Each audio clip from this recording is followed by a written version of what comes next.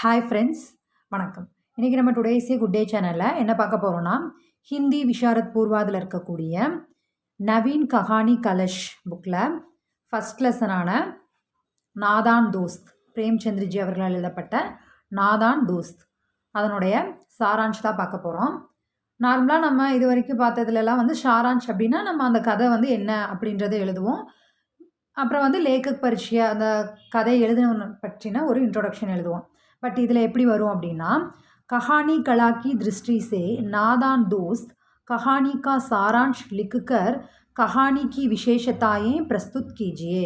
அதாவது கதை அப்படின்னா இப்படி தான் எழுதணும் அப்படின்ற அந்த அம்சம், அந்த விதத்தின் அடிப்படையில் இந்த கதை எப்படி அமைஞ்சிருக்கு, இந்த கதை எழுதினவர் அந்த மாதிரி விதத்துலலாம் எழுதியிருக்காரா, இதனுடைய சிறப்பம்சங்கள் என்ன, இதில் இருக்கிற விசேஷங்கள் என்ன அப்படின்னு இதனுடைய சாரான்ஷு, அப்புறம் இதனுடைய மொழி நடை எப்படி இருக்குது, அப்புறம் இதனுடைய பாத்திர படைப்பு எப்படி இருக்குது, அதாவது சரித்திர சித்திரன், அப்புறம் கதையினுடைய நோக்கம் என்ன, கதையில் இருக்கிற அந்த கான்வர்சேஷன் எல்லாம் எப்படி இருக்குது அப்படின்றத பற்றின விஷயங்களெல்லாம் இதில் நாம் எழுதணும். ஓகே ஃப்ரெண்ட்ஸ், இப்போ உங்களுக்கு புரிஞ்சிருக்கும்னு நினைக்கிறேன். இப்போது இதை பார்க்கலாம். ஃபஸ்ட்டு லேக்கக் பரீட்சையை இதை நான் கொஞ்சம் அகஸ்தியர் கைடில் இருக்கிறதை நோட் பண்ணி வச்சுருக்கேன்.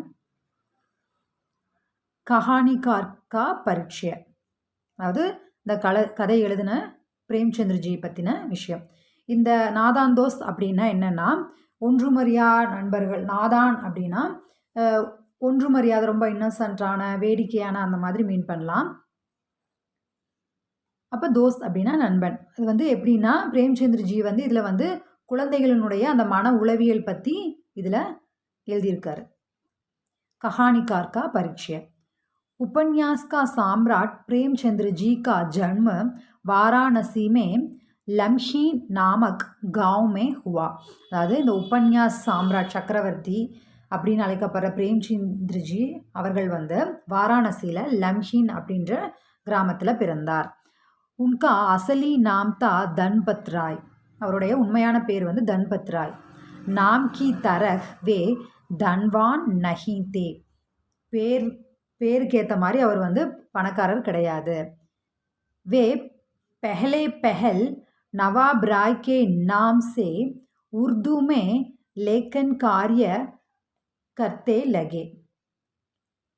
அவர் ஃபஸ்ட்டு ஸ்டார்டிங்கில் உருதுவில் தான் எழுதி கொண்டிருந்தார். அவருடைய படைப்பு எழுத்து உலகத்தில் அவர் உருதுவில் எழுதிட்டு இருந்தார். வே பாத் கோஹி ஹிந்தி மே லிக்னே லகே. அதுக்கப்புறமா தான் அவர் ஹிந்தியில் எழுத ஆரம்பித்தார். வே கஹானி அவர் உபன்யாஸ் கே ஆதர்ஷ் கலாக்கார் தே. அவர் கஹானி மற்றும் நாவல்கள் இதுக்கெல்லாம் எழுதுறதுல ஒரு முன்மாதிரியாக இருந்தார். லோக் சாகித்ய கி சிருஷ்டி மே ஆப் அக்ரகண்யத்தே. அதாவது இலக்கிய உலகத்தில் அவர் ஒரு முதன்மையானவராக இருந்தார், முன்னோடியாக இருந்தார்.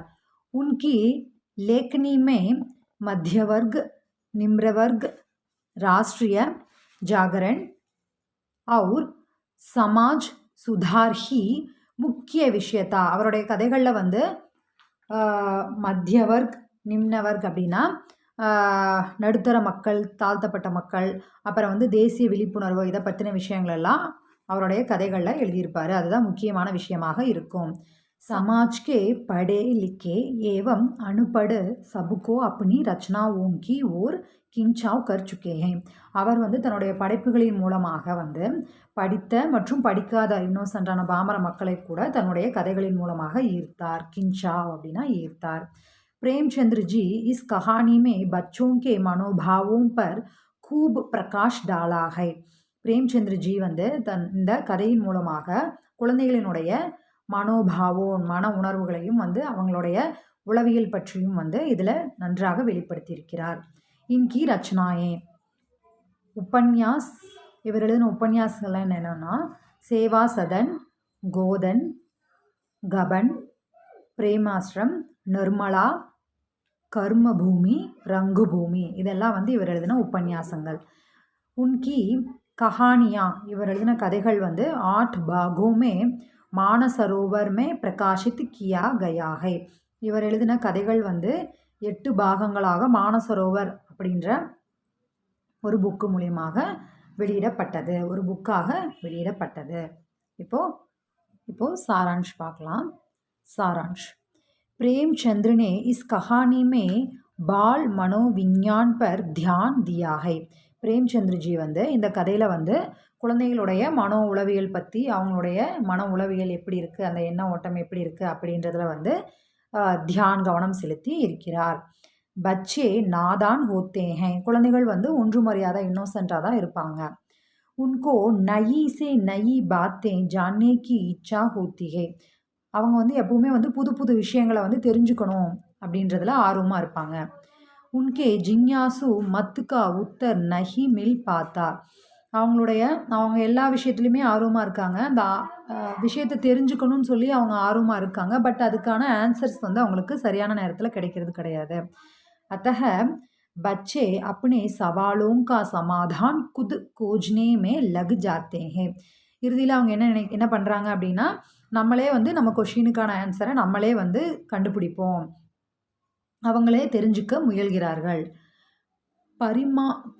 பரிணாம் கபி கபி உல்டா ஹோத்தே ஹே, அதற்கான விளைவுகள் வந்து சில டைமில் வந்து எதிர்மாறையாக இருக்குது, ஆப்போசிட்டாக நடந்துருது. வே அப்னி நாதானி கேலியே பச்தாத்தே ஹே, ஃபைனலாக வந்து அவங்க வந்து ரெக்ரெட் பண்ணுற மாதிரி ஆயிடுது. அவங்க செஞ்ச விஷயத்துக்கு ஐயோ இப்படி தப்பு செஞ்சிட்டோமே அப்படின்னு நினச்சி அவங்க வருந்த வேண்டியதாக ஆயிடுது.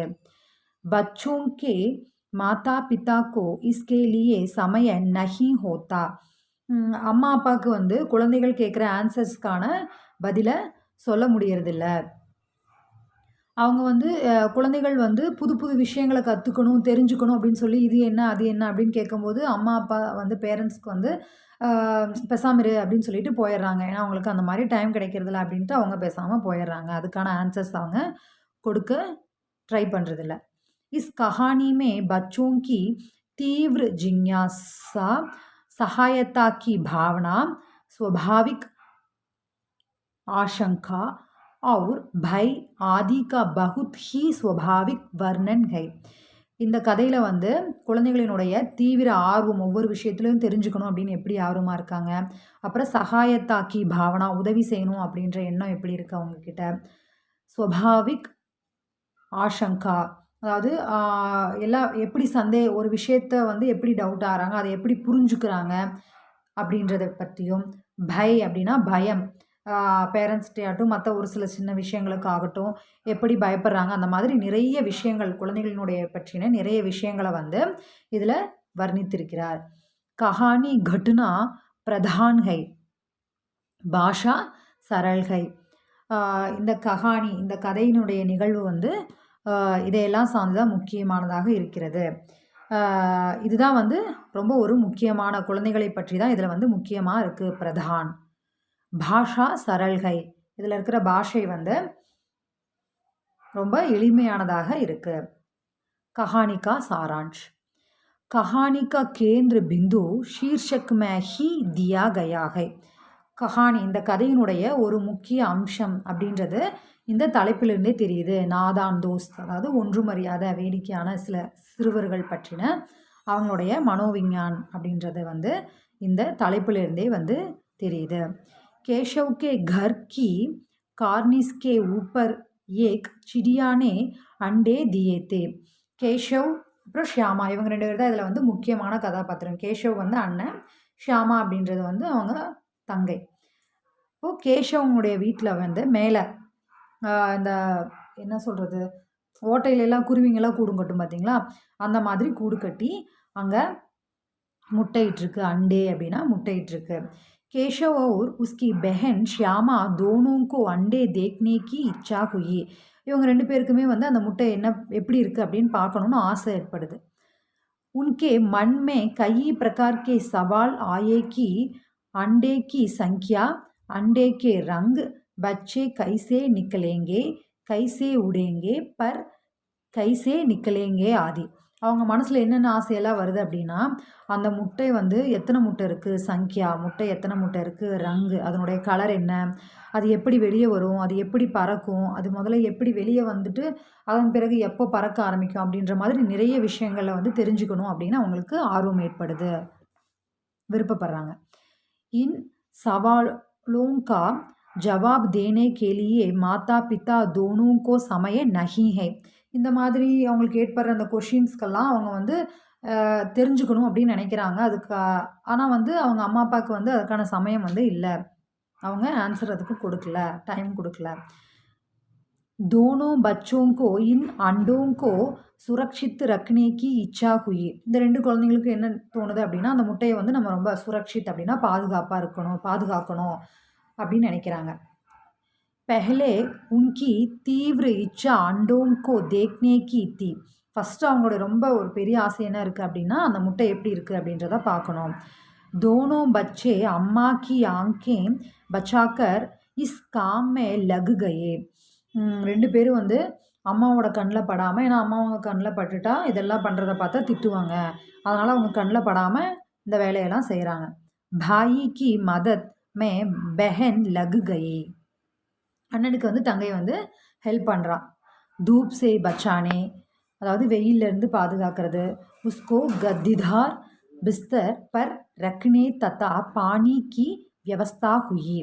அப்புறம் வந்து ஒரு மெத்தை மாதிரி விரித்து அதில் வந்து அந்த முட்டையெல்லாம் பாதுகாத்து மேலே வைக்கிறாங்க. அப்புறம் தண்ணி பக்கத்தில் வைக்கிறது.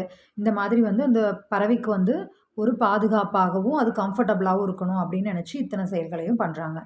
उनका विचार था कि इतनी सुविधाओं से चिड़िए को ஆறாம் மிலேகா. அவங்களுடைய விச்சார் அப்படின்னா அவங்க என்னவாக இருந்தது அப்படின்னா, இந்த மாதிரி நிறைய நம்ம வந்து சுவிதா அப்படின்னா ஃபெசிலிட்டிஸ் நிறையா வசதிகளெல்லாம் பண்ணி வச்சோம் அப்படின்னா அந்த பறவை வந்து ரொம்ப இருக்கிறதுக்கு வந்து அதுக்கு வந்து ரொம்ப கம்ஃபர்டபுளாக இருக்கும் அப்படின்னு நினைக்கிறாங்க. அதுக்கு ஓய்வு கிடைக்கும் அப்படின்னு அவங்க நினைக்கிறாங்க.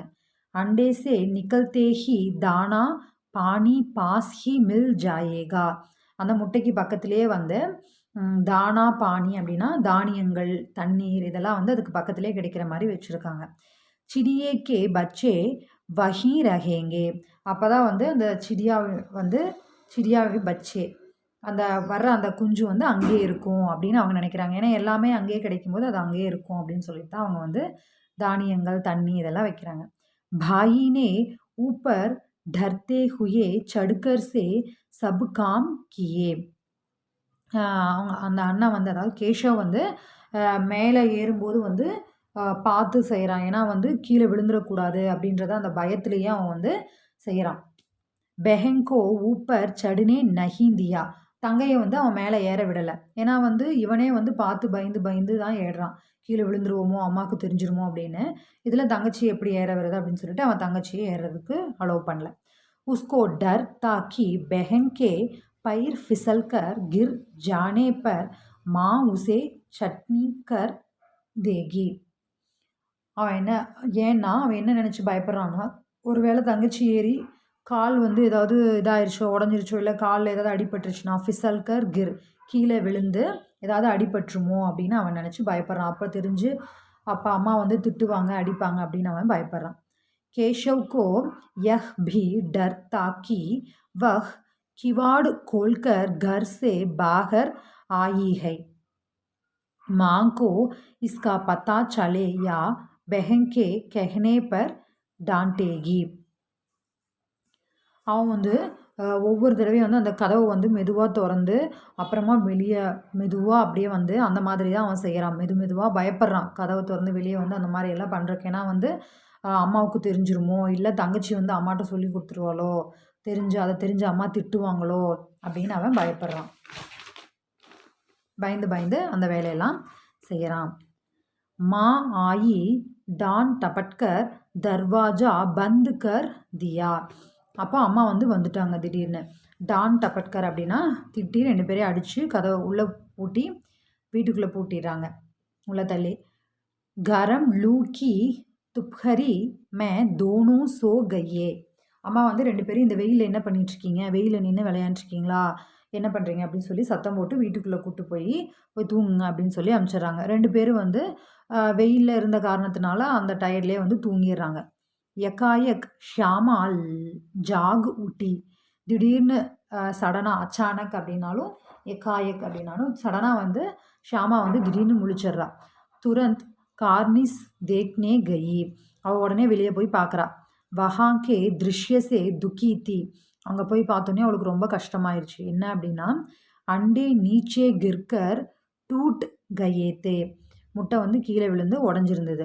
वह आहिस्ते आहिस्ते भाई को जगाने लगी और बताया कि अंडे नीचे पड़े हैं.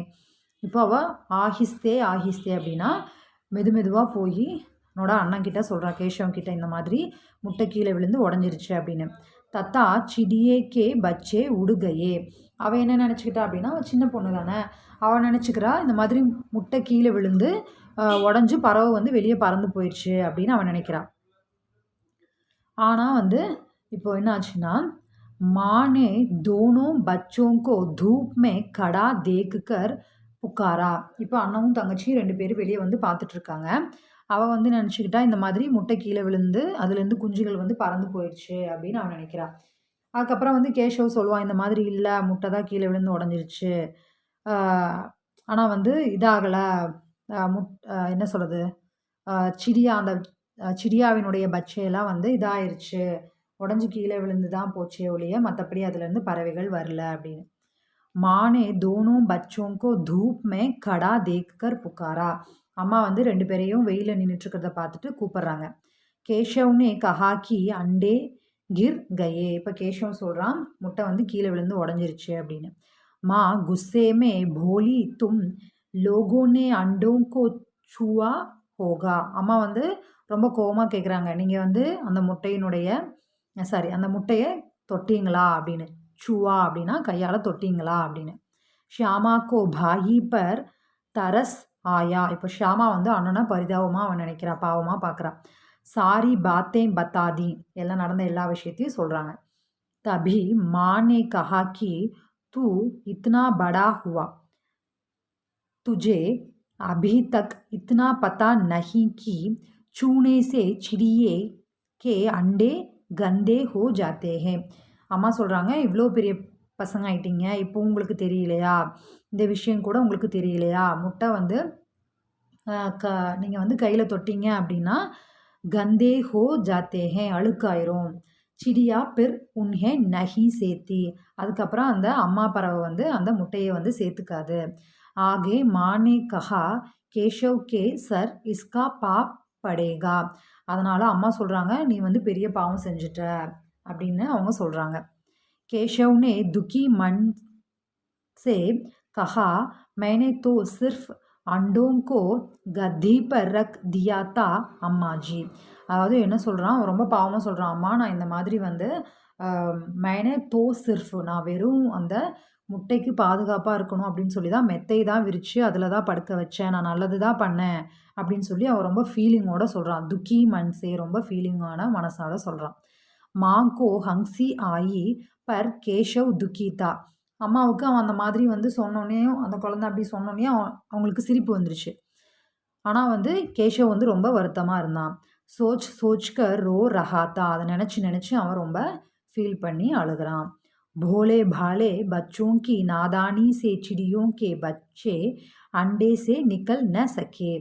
அதாவது இந்த ஒன்றுமறியாத போலே பாலே, ஒன்றுமறியாத இந்த இன்னோசன்ட்டான குழந்தைகளினுடைய செயல்கள்னால அந்த பறவை வந்து வெளியவே வர முடியாமல் போயிடுச்சு. நிக்கல் ந சக்கே, முட்டையிலிருந்து வெளியே வர முடியாமல் போயிடுச்சு.